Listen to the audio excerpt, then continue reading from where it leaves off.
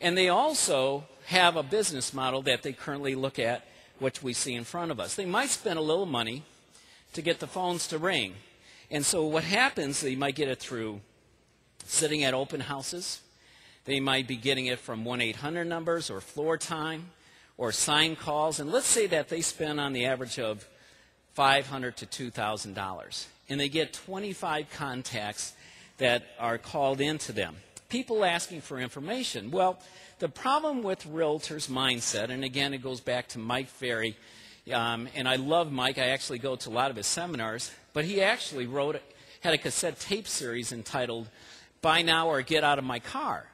So what happens is when a buyer goes into an open house, the realtor's immediately looking for that C word, commitment, and they're backing off. So when he hears that, I'm a year away, he immediately shuts them off because he doesn't have systems in place. He might hand them a card and say, hey, if you find my card in a year, give me a call. Love to work with you.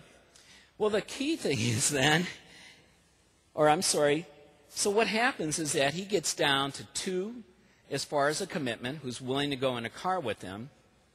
He might get 1 deal, and then he passes out 3 loan officers' cards and basically is saying, beat these guys up for the lowest rate and the best deal out there. I don't know about you, but that puts us on the bottom of the food chain. I really don't want to be there. So one of the action plans is that we almost have to teach the realtor a little lesson about this world right now. When I got into this business 26 years ago, there wasn't the webs. In fact, there weren't even fax machines, which is hard for some of you guys to believe. And I almost consider it that I worked in the world of ignorance. Because, if we looked at the 80-20 rule, the Pareto principle, it was 80% influence. I gave the person very little knowledge, 20%. Well, now we're in a world where it's Pareto principle is 80% knowledge, 20% influence. There are some people who come in to take a loan application that actually knows more about the loan than you do, which is scary.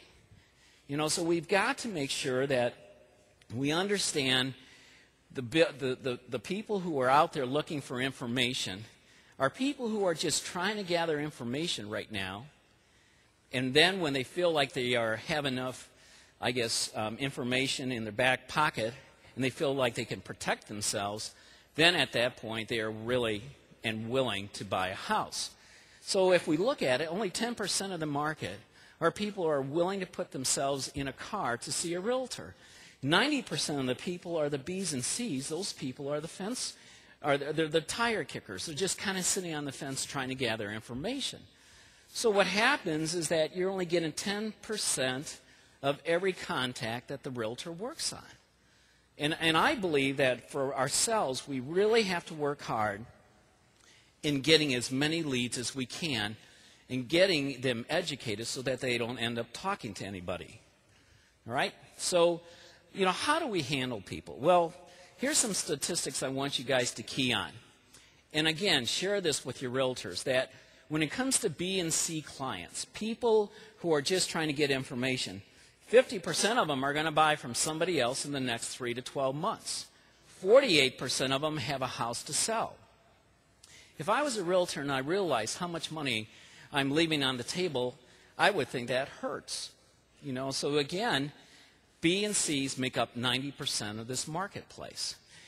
There's a couple of books that I'm just going to mention the titles. One of them has impacted me greatly in the last year, and that is called Love is a Killer App by Tim Sanders. And if we look at business as a 3-legged milk stool, the first thing he says is that we have to have knowledge. In fact, that was the first principle of the pyramid, is that we've got to have great knowledge. But the second leg of that milk stool would be is that we've got to have a network to share that knowledge with, or our knowledge is worthless.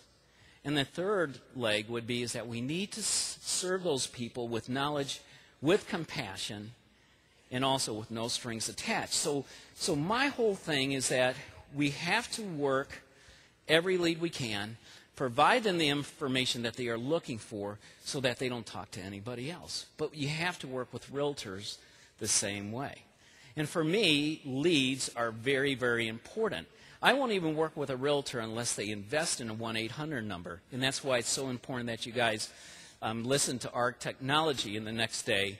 About that technology is to get as many leads as you can, put them on a system where you can educate them with no strings attached. And so the key thing, though, that I have to do is now, how can I keep this person so that they are loyal to me from this point on? And there's a couple strategies that I have put in your action plans. Number one is that I want to create a situation where it's a wow experience. I also created a non-event. I also wanted to have certain times during that period of the application where I can congratulate them for their loan approval. I can congratulate them when their contract is accepted, and I've given you action plans regarding that.